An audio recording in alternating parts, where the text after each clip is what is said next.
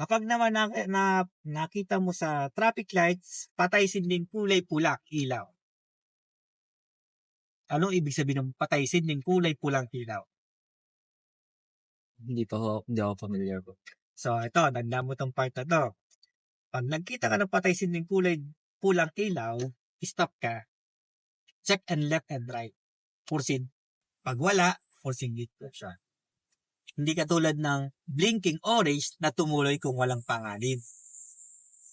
Ay yung kulay pula, stop muna, then check and left and right.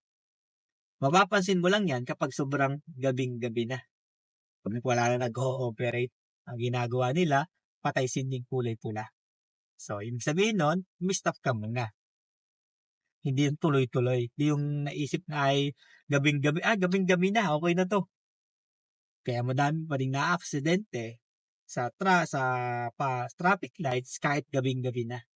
Kasi hindi nila alam yung anong ibig sabihin ng patay sinding kulay pulang ilaw. Minsan ay Right. ignorante na. Ha? Ignorante na din. Yes.